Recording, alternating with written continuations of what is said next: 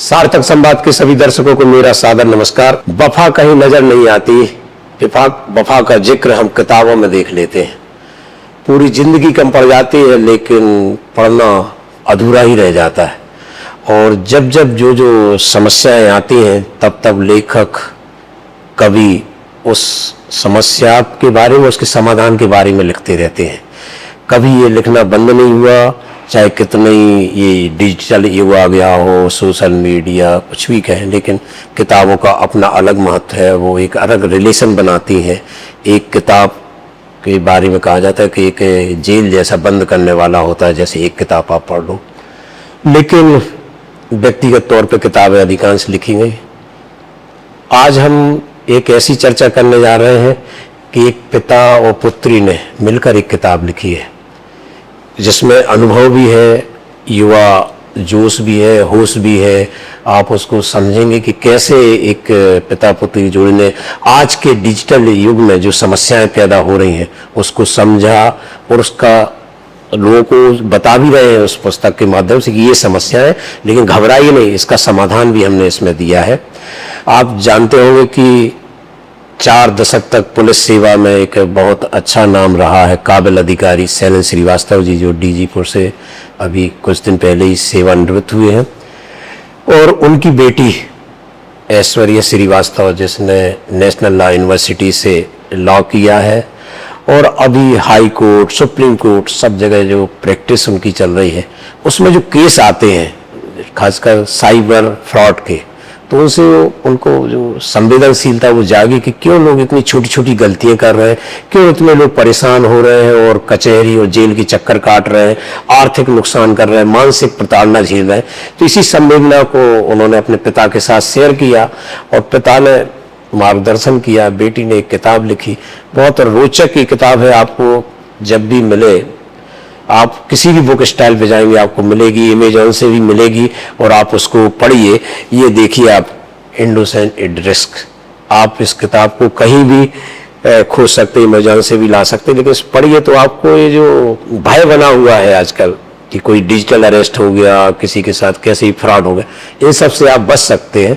तो आज हम चर्चा करते हैं।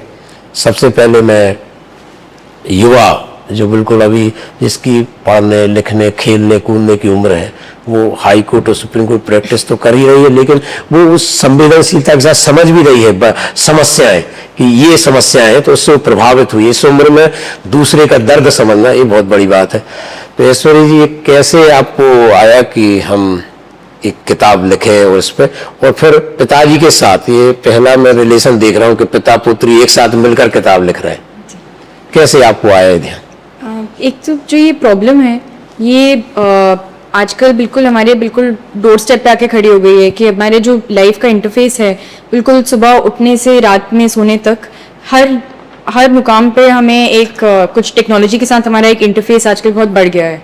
और बिल्कुल छोटे से बच्चे से लेके बिल्कुल बूढ़े तक सबका एक तरह से जो इंटरफेस है वो इतना बढ़ गया है कि इसमें अपनी सेफ्टी बहुत इम्पोर्टेंट है और किस तरह से आप अफेक्ट हो सकते हैं टेक्नोलॉजी से, ये जानना बहुत ज़रूरी है। और हम जब ये जानेंगे तभी इस थ्रेट के साथ डील कर पाएंगे। तो पापा तो इतने मतलब पूरा लाइफ टाइम ऑफ पुलिसिंग में पापा ने इतना देखा है, स्पेशली साइबर क्राइम में इतना स्पेशलाइज किया है। तो एंड हम दोनों का बहुत ही अलग पर्सपेक्टिव है इन सारे इश्यूज़ पर। तो हमने जब साथ में डिस्कशंस किए तो हमें लगा कि अलग जनरेशन्स का पर्सपेक्टिव अगर इस चीज़ पे हम निकाल के लाएं और इस तरह से इसको प्रेजेंट करें कि लोग समझ पाएं और उसको अपने डेली लाइफ में यूज़ कर पाएं, अपने आप को प्रोटेक्ट कर पाएं, बिकॉज इससे आप अपने आप को अवॉइड नहीं कर सकते हैं, इसको टैकल करना ज़रूरी है। तो इस तरह से ये माइंडसेट था इसको स्टार्ट करने का। इस डिजिटल युग में पुस्तक लिखने की क्यों आवश्यकता हुई है? मुझे ऐसा लगता है कि कभी भी अगर मुझे किसी चीज़ के बारे में जेन्युइनली जानना हो या पढ़ना हो, I would always read a book instead of internet पे जाके मैं पढ़ूँ, बिकॉज मुझे लगता है कि एक लेजिटिमेसी है जो और ये भी बहुत ज़रूरी है कि इंफॉर्मेशन एज में आप किस इंफॉर्मेशन को आप रेफर कर रहे हैं। तो कोई भी जो जेन्युइनली किसी चीज़ के बारे में पढ़ना चाहता हो स्पेशलाइज वे में, तो वो किताब पढ़े, वो ज़्यादा लाइकली है इंस्टेड ऑफ कि वो इंटरनेट पे जाके एक आर्टिकल पढ़ लें। तो इसलिए आप हाई कोर्ट, सुप्रीम कोर्ट सब जगह प्रैक्टिस कर रहे, देख रहे, तो सबसे बड़ी बच्चों के सामने डिजिटल रिस्क क्या है अभी? डिजिटल रिस्क वो अलग अलग एज पे डिपेंड करते हैं और ऑल्सो आपकी अवेयरनेस कितनी है, किस लेवल की है। तो जिस टाइप के रिस्क हैं वो साइबर बुलिंग होती है, साइबर फ्रॉड होता है, फाइनेंशियल फ्रॉड होता है। मेरे अपने दोस्तों के साथ जो इतने पढ़े लिखे और इतने सब काम कर रहे हैं, सब इतने एक्सपीरियंस्ड है लाइफ में, उनके खुद के साथ साइबर फ्रॉड्स हुए हैं, उनके साथ फाइनेंशियल फ्रॉड्स हुए हैं। और भी बहुत सारी फिशिंग स्कैम्स होते हैं, आपके अकाउंट लॉक हो जाते हैं, फिर आपसे पैसा एक्सटॉर्ट करने की कोशिश करते हैं। तो प्राइवेसी आपकी अफेक्ट होती है कि आपके बारे में आप क्या इन्फॉर्मेशन दे रहे हैं, कौन सी कंपनी को आप कितना इन्फॉर्मेशन दे रहे हैं। समथिंग एज स्मॉल एज आप किसी रेस्टोरेंट पे जा रहे हैं और आप अपना फ़ोन नंबर उनको दे रहे हैं या फिर आप कोई अपना ईमेल आईडी शेयर कर रहे हैं, तो वो आप एक पर्टिकुलर इंसान को शेयर कर रहे हैं, वहाँ से वो कहाँ कहाँ जा रहा है इसका आपको कोई आइडिया ही नहीं है, और वो किस तरह से आपके पास वापस आएगा इसका भी आपको कोई आइडिया नहीं है। तो डेंजर्स बहुत बढ़ गए हैं और इस चीज़ से आप अपने आप को कैसे प्रोटेक्ट करें ये बहुत ज़रूरी है। समस्या बहुत बड़ी है, इस पर बहुत किताबें आ रही हैं इस पर सेफ्टी पे, साइबर सेफ्टी पे। तो ये किताब जो आपने लिखी, इसकी किस प्रकार से भिन्न है, अलग है, लोग इसको क्यों पढ़ें, क्यों लें, कि किस तरह से आपने इसमें नई चीज़ें दी हैं? तो हमने ये नोटिस किया कि टेक्नोलॉजी पे किताबें लिखी जा रही हैं और साइबर क्राइम पे किताबें लिखी जा रही हैं, बट दोनों को मिला के उसका क्या इंटरफेस बन रहा है लोगों की डे टू डे लाइफ्स में और उससे कैसे डील किया जाए, इसके लिए कोई there was no guide book या मैनुअल टाइप का कुछ। तो हमने सोचा कि ये एक ऐसी चीज़ होगी जो सबके लिए काफ़ी यूज़फुल होगी, तो ये माइंडसेट था जी। इसमें क्या चुनौतियां रही पुस्तक लिखने में और क्या जो आपने इसको कंक्लूजन करने में? आई थिंक एक चैलेंज तो ये रहता है कि अभी तक क्या चैलेंजेस रहे हैं, मतलब किस टाइप के साइबर क्राइम्स हो रहे हैं वो तो ऑलरेडी दिख रहा है, बट आगे क्या होने वाला है उस प्रिडिक्ट करना बहुत मुश्किल है। और ये सिर्फ किताब लिखने का चैलेंज नहीं है, ये किसी भी स्टेक होल्डर का, लाइक बी इट जो बच्चे खुद हों या उनके पेरेंट्स हों या एजुकेटर्स हों या लेजिस्लेटर्स हों, पार्लियामेंट में कोई हो, जजेस हों, सबके लिए ये चैलेंज है कि आगे क्या आने वाला है किसी को पता ही नहीं है। बट हम आज की डेट में क्या कर सकते हैं, अपने आप को प्रोटेक्ट कर सकते हैं जो अभी कंटिन्यूइंग चैलेंजेस हैं उनसे, और एक सतर्क रहना बहुत ज़रूरी है कि कुछ नया भी आए तो उसको एटलीस्ट कॉशन के साथ एक अप्रोच करें, तो आप अपने आप को प्रोटेक्ट कर सकते हैं। तो एटलीस्ट ये पढ़ के आपका एक तरह से माइंडसेट बने कि आप किसी चीज़ को, कोई नई चीज़ को देखें या कोई कुछ चीज़ आपके सामने आए तो उसको आप किस माइंडसेट से अप्रोच करें, उससे डरें ना, और आपके पास एक सोल्यूशन हो कि अगर मेरे साथ ऐसा हो तो मैं इसको कैसे डील करूं। स्कूल और जो एजुकेशनल कॉलेज है, विश्वविद्यालय है, सब में क्या कोई ऐसा कोर्स शुरू हो सकता है जिससे डिजिटल की, साइबर फ्रॉड की प्लस माइनस ये पढ़ाई जाए जिससे अवेयरनेस बढ़े? तो सभी स्कूल्स में, मतलब हमारे टाइम में तो होता था, एक कंप्यूटर साइंस का कोर्स होता था, तो उसमें एक एडिशनल मॉड्यूल टाइप का हो जाए कि आजकल की लेटेस्ट टेक्नोलॉजीज क्या हैं और उनके क्या रिस्क्स हैं और उनसे अपने आप को प्रोटेक्ट करने के लिए क्या मेजर्स लेने चाहिए, और कभी अगर आपके साथ कोई किसी प्रकार का साइबर क्राइम हो जाए तो आपके पास क्या सॉल्यूशंस हैं या क्या आपके पास एवेन्यूज हैं जहाँ पे आप जाके आप उनको रिपोर्ट कर सकते हैं, अपने पेरेंट्स के साथ कैसे उस चीज़ को कम्युनिकेट किया जाए, टीचर्स के साथ कैसे कम्युनिकेट किया जाए। इसका एक मॉड्यूल हो सकता है as part of the computer science course, या तो फिर ऐसे स्पेशलाइज सेमिनार्स हो सकते हैं कि एक्सपर्ट्स को बुला के, कंसल्टेंट्स को बुला के स्पेशलाइज सेमिनार्स हों। जैसे हमारे टाइम में रोड सेफ्टी का सेमिनार होता था, तो सिमिलरली आज की डेट में साइबर सेफ्टी का सेमिनार बहुत इंपॉर्टेंट है, तो इस टाइप से किया जा सकता है इस चीज़ को। ये जो पूरा है कि आप इधर भी एजुकेशन सब जगह अवेयरनेस, फिर भी लोग क्यों फंस जाते, क्या लगता है आपको, क्यों डिजिटल अरेस्ट में इतने असहाय महसूस करने से भयभीत हो जाते?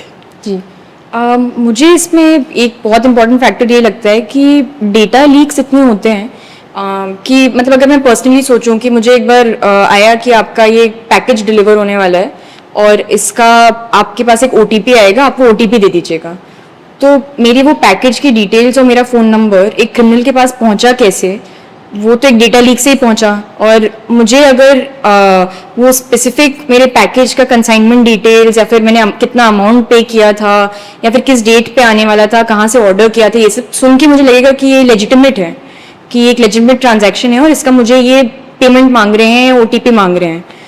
तो मुझे लगता है कि इसका जो रूट कॉज है वो ये कि हमारा डेटा बहुत इनसिक्योर है जी। और वो डेटा क्रिमिनल्स तक पहुंच रहा है इन द फर्स्ट प्लेस, और उसकी वजह से कि मुझे कोई फ्रॉड भी लगेगा कि शायद जेन्युइन ट्रांजैक्शन है अगर मैं उसके बारे में ध्यान से ना सोचूं तो।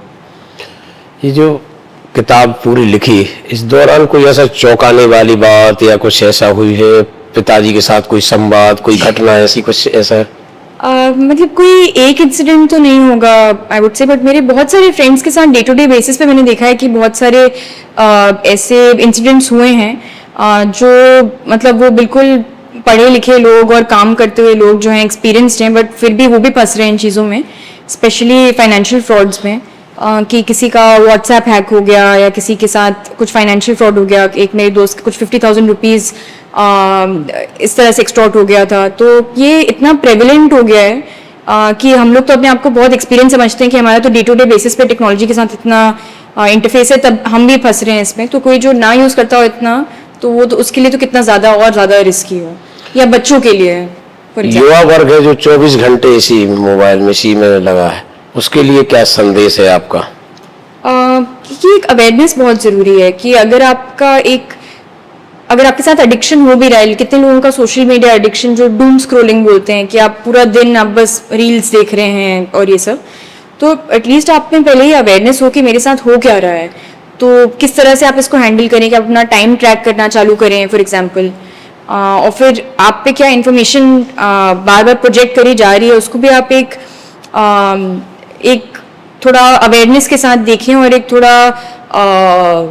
थोड़ा ध्यान लगा के देखें कि बेसिकली कोई पैटर्न्स हैं क्या इसमें। एक बहुत इंपॉर्टेंट चीज़ होती है पैटर्न रिकग्निशन। तो जब आप समझ पाएंगे तभी आप उसके बारे में कुछ कर पाएंगे। तो आप क्या चाहती है, एक बड़ा पाठक वर्ग आपका तैयार होगा, अभी ये किताब अमेज़न से बुक स्टॉल पे मिलेगी, तो उस पुस्तक से वो क्या लेके जाएं, क्या सीख लेके जाएं? इससे ये लेके जाएं कि इससे बचने का तरीका ये नहीं है कि आप यूज़ करना बंद कर दें। इससे बचने का तरीका ये है कि आप एटलीस्ट आप अवेयर हों कि आपके साथ हो क्या रहा है और क्या क्या रिस्क हैं आपके सामने जो हैं, और उनको आप कैसे आइडेंटिफाई करें और फिर उनको कैसे टैकल करें। और कभी आपके साथ अगर कुछ हो जाए, आप किसी दोस्त के साथ कुछ हो जाए, या आपके पेरेंट्स के साथ हो जाए, आपके बच्चों के साथ हो जाए, तो आप उनको एडवाइस कर सकें कि क्या सोल्यूशंस हैं उनके पास। तो इस किताब में पूरा ये दिया हुआ है कि क्या क्या वेरियस एवेन्यूज़ हैं जहाँ पे आप रिपोर्ट कर सकते हैं, और फिर क्या ग्रीवेंस रिड्रेसल हो सकता है उस चीज़ का। ये थी ऐश्वर्या श्रीवास्तव, जिनको आपने सुना कि किस तरह से उनके अंदर भाव है कि कैसे वो जागरूक करना चाहती है समाज को कि बिल्कुल ये विज्ञान वरदान ही रहने दो, कि इसको अभिशाप मत बनाओ। फ्रॉड करने वाले करेंगे, लेकिन आप यदि सतर्क सावधान रहेंगे तो ये विज्ञान जो वरदान है डिजिटल, एक इसका उपयोग करिए, सदुपयोग करिए, इसका दुरुपयोग न खुद करिए न किसी को करने दीजिए। आप इतने जागरूक रहिए। अब हम आपको ले चलते हैं ऐश्वर्या के पिताजी, जो जाने माने मध्य प्रदेश के पुलिस अफसर रहे हैं, जिनके बारे में आप जानते ही हैं। उन्होंने काबिलियत के कई मुकाम हासिल किए सर्विस के दौरान, और बहुत पहले से ही वो डिजिटल और इस सब को समझ रखते थे। कई बार मैंने देखा कि उनको विशेष रूप से बुलाया जाता था किसी केस को सुलझाने के लिए, जब कम इसकी पढ़ाई थी, जब कम इसकी जागरूकता थी। तो आज हम एक बार फिर डॉक्टर शैलेंद्र श्रीवास्तव जी से मिलेंगे। इसके पहले भी सार्थक संवाद उनसे ज्योतिष के बारे में चर्चा कर चुका है और भी मुद्दों पर कर चुका है। एक तरह से वो मोटिवेशनल स्पीकर के रूप में भी अपनी पहचान बना रहे हैं। लेकिन आज हम उन्होंने किस तरह से बेटी ने उनको सलाह दी या पिता ने बेटी को दी, ये जरूर पहले हम समझेंगे, फिर इसके बाद थोड़ा कुछ और चर्चा करें।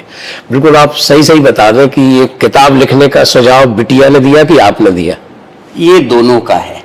ये बेसिकली डाइनिंग टेबल डिस्कशन है, और जिसको हमारी छोटी बिटिया ने बोला तुम लोग इतना डिस्कस करते हो, लिखते उठते नहीं हो, तो she took it as a challenge, और इसने फॉर्मेट बनाया, कुछ काम हमको दिया और ज़्यादातर काम खुद भी किया। ये 2 जनरेशन की किताब है।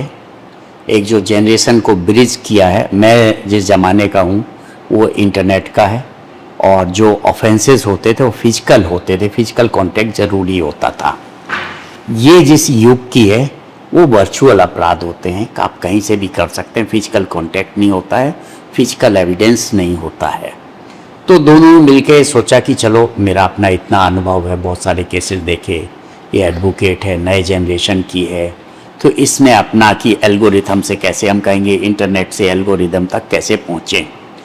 बेसिक पर्पस तो इनोसेंस का था, लेकिन किताब का लिखते लिखते, किताब तो बेसिकली अभी भी इनोसेंस पे ही है, लेकिन जो व्यक्ति विक्टिम होता है वो इनोसेंट ही होता है। वो एज से कनेक्ट ना करें, इनोसेंस उसकी मेंटल स्टेट से कनेक्ट करें। तो इनोसेंस एट रिस्क है। जो भी व्यक्ति अज्ञान है वो इनोसेंट ही है, और उसको किस तरीके से उसके साथ ऑफेंस होता है। जो डिजिटल प्लेग्राउंड है, इंटरनेट आया, बहुत अच्छी चीज़ आई सबके लिए, जो अच्छाई थी धीरे धीरे उसकी बुराइयां भी बन गई। ये किताब भय को दूर करने के लिए, भयभीत करने के लिए नहीं है। इनोसेंस रिस्क पे है, लेकिन इसमें सॉल्यूशंस हैं कि आप अगर इसको पढ़िए। बेसिकली आज तक जो भी कुछ अवेलेबल हैं सॉल्यूशंस वो हैं।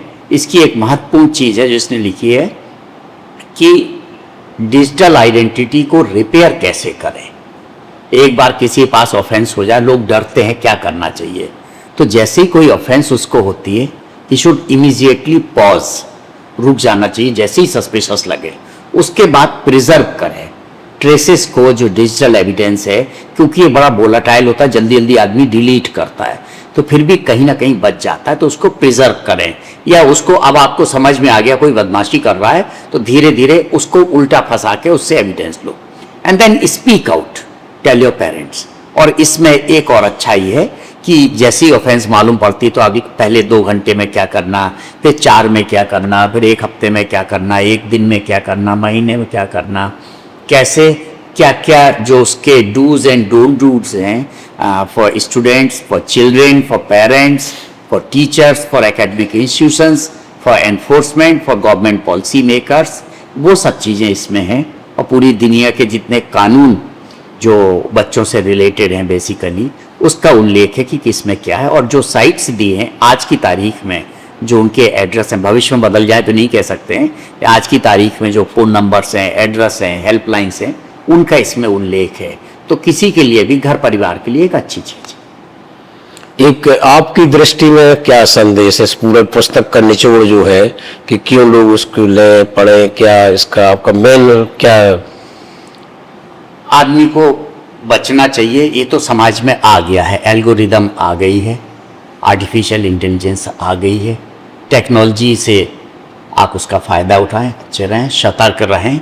और इसमें जो दिया है कि कैसे कैसे पैटर्न को समझें, और अगर पैटर्न समझ में आता है तो कहाँ पे आपको पॉज करना है, कहाँ समझना है, कहाँ जेन्युइन है, और फिर अगर वो आ जाता है तो उसको कैसे चुप नहीं रहना है, उसको एक्सपोज करो। क्या ज्योतिष पे भी आप किताब ला रहे हैं? ज्योतिष पे तो अभी बहुत आगे की दूरी है। ये तो बीटीआई किताब है, इसकी है इसलिए आ गए। पुलिसिंग की तो आखिरी किताब लिख दी, पहली और आखिरी। अब जो होगा वो माइथोलॉजी पे ही होगा। ये थे डॉक्टर सैनी श्रीवास्तव, जिनसे हम पहले भी कई बार मिल चुके हैं सार्थक संवाद के माध्यम से। तो आज आपने देखा कि ये व्यक्तिगत लेखक तो बहुत देखे होंगे, लेकिन पिता पुत्र दोनों ने मिलके अनुभव और उसको जो निचोड़ दिया है, युवा अनुभव, और एक गजब की किताब जिसको आप जरूर इसको जहाँ से भी उपलब्ध हो आप लें और फिर उसका उपयोग करें। बिल्कुल निर्भय होकर आप डिजिटल दुनिया का मजा लें, उसके वरदान का उपयोग करें। कोई ये अभिशाप नहीं है यदि आप सतर्क और सावधान हो। आज के लिए इतना ही। आप देखते रहिए सार्थक संवाद, और यदि आपको ये ठीक लगता है तो इसको लाइक करिए, कमेंट करिए, लोगों को फॉरवर्ड करिए। नमस्कार।